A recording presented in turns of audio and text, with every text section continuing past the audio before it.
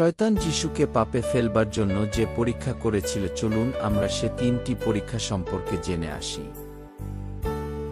পবিত্র আত্মার পরিচালনায় যিশু তিনি 40 দিন ধরে মরু এলাকায় ঘুরে বেড়াতে লাগলেন।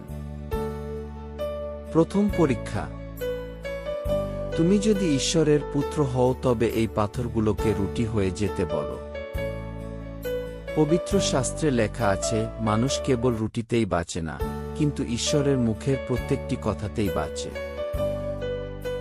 দ্বিতীয় পরীক্ষা, শয়তান যিশুকে জেরুসালেমে নিয়ে গেল এবং উপাসনা ঘরের চূড়ার উপর তাকে দাঁড় করিয়ে বলল, তুমি যদি ঈশ্বরের পুত্র হও তাহলে এখান থেকে লাফ দিয়ে নিচে পড়ো, কারণ পবিত্র শাস্ত্রে লেখা আছে, সদাপ্রভু তোমাকে রক্ষা করার জন্য তার স্বর্গদূতদেরকে আদেশ দেবেন।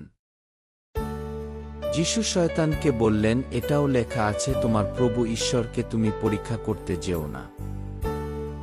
তৃতীয় পরীক্ষা, তখন শয়তান আবার তাকে খুব উঁচু একটা পাহাড়ে নিয়ে গেল এবং জগতের সমস্ত রাজ্য ও তাদের জাঁকজমক দেখিয়ে বলল, তুমি যদি মাটিতে পড়ে আমাকে প্রণাম করে তোমার প্রভু বলে স্বীকার করো তবে এই সবই আমি তোমাকে দেব।